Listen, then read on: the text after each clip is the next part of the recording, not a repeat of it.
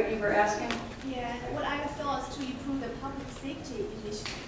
Right. Well, I grew up hunting. I own guns. I am not incredibly proficient, but I know my way around a shotgun rifle and a handgun, all of that. But what I can tell you that I know from having friends who were involved in law enforcement is that the vast majority of people who have guns in their home that they think they're going to use to defend their home could not do that competently 99 times out of 100. So the key here is to have professionals watching and enforcing our laws, have us reporting to them, have us being mindful, have us being smart about what we do and what we don't do, and what we allow to happen in our communities and what we don't.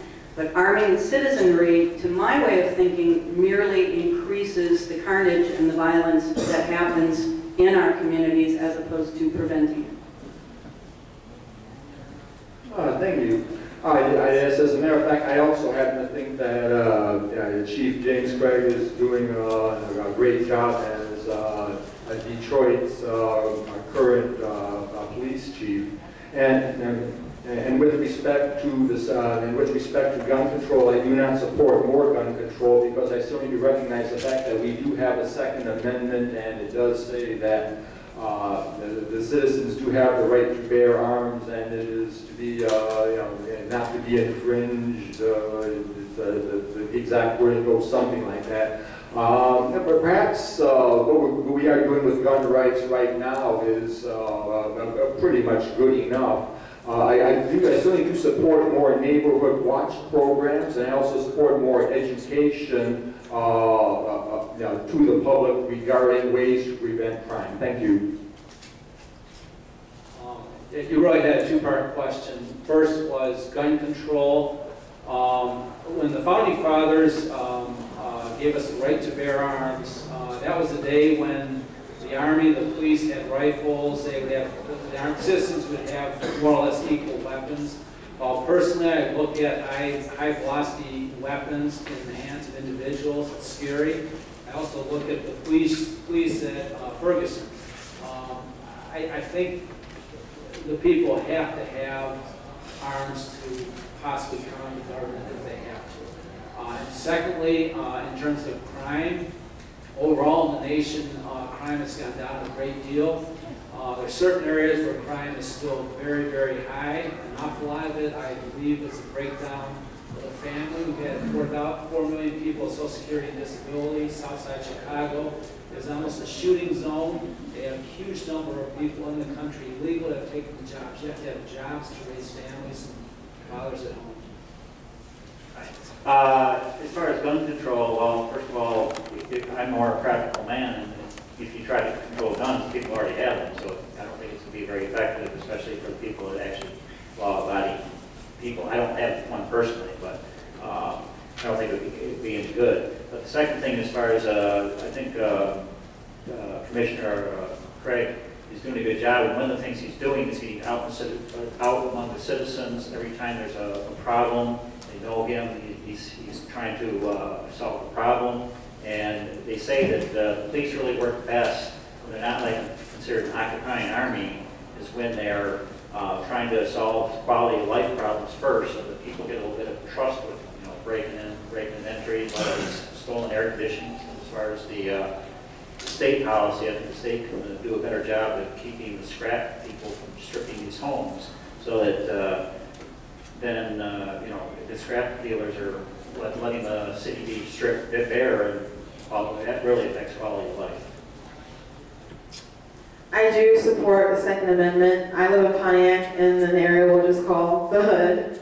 And I have 2 bats right now because I don't have a gun, and I won't get one until I'm properly educated on how to use it. We do have laws, and we need to enforce them, but I don't think we need particularly more gun control. As far as crime goes, Pontiac the crime rate has lowered, response time has been faster, as Oakland County took more initiative over the police force. As far as Detroit goes, I went to a meeting with the Supreme Court justices, candidates, and they said the resources between Oakland County and Wayne County is just astronomical as far as resources. So to get crime down, we really need to really increase the manpower in Detroit. And Okay, the last question. This is a question, could be anybody who think is right for you to answer. This is currently under current administration. They're actively seeking investment from China to help the economy. Not only China, of course, other foreign countries. I would like to know what is your position on that. This is very important because I personally work with different countries for their business economic development, and that's one of the sources. It's from China. That's very important. So we'd like to know. By the way, I want to say I'm coming from China's Association of Greater Detroit, which is the largest Chinese group from Southeast Michigan. We have 3,000 members, all professional, work with the GM, all lead the important positions. So this is very important for you guys. I wish you guys could give us very clear answer on that. Thank you very much. Who would think would be the right one to answer that question? Who is willing to answer this question? Maybe Bobby McKenzie. Oh, you know what? Actually, you're one. I'm expecting you're one. I think this question is really good for you. Bobby McKenzie. Yeah, you sure? You know, right now under current administration, they're actively seeking investment from China to help economy. You know, I'm not talking about outsourcing. I'm talking about actually getting investment from China, all other foreign countries, to this community to help the economy, to create jobs. I would like to know what is your position, or what is, what is position on that?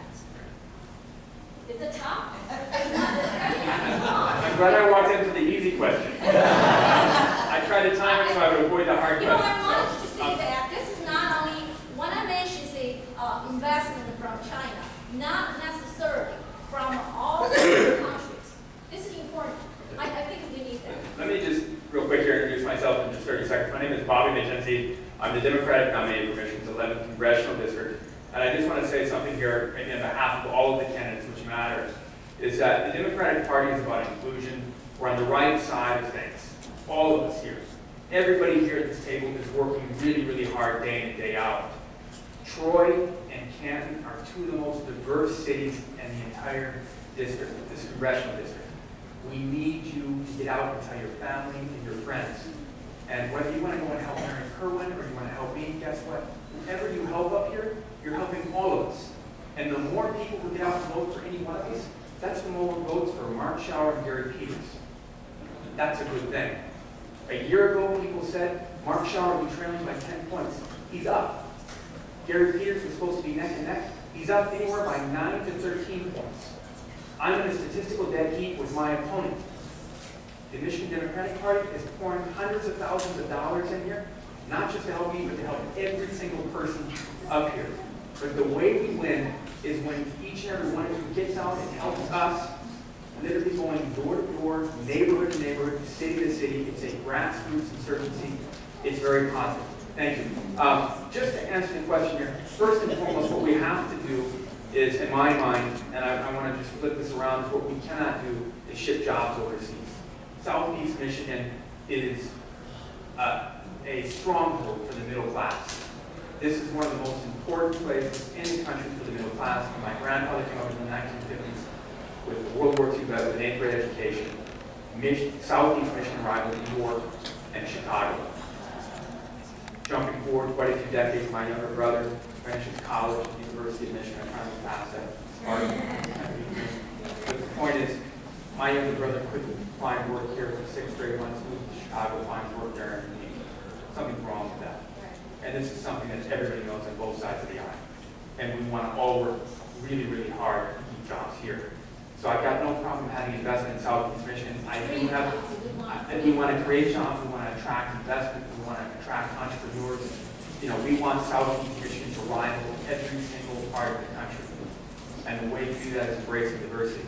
What we don't want to do is be shipping jobs overseas. I think I've gotten the times up there like 5 times.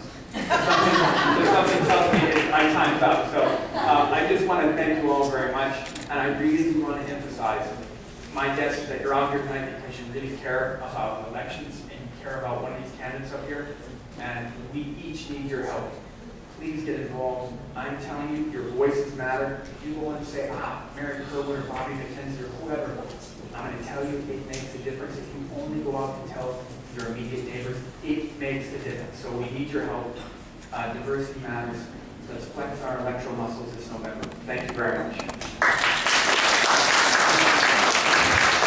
Thank you. I want to thank again for all the candidates' participation today and your support for the new American communities. We'll leave the next 10 minutes as optional mingling time. If audience have further questions, you may come to the front and talk to the candidates. We'll be back at 7:50, and we'll have candidates for county commissioner and school board. Thank you.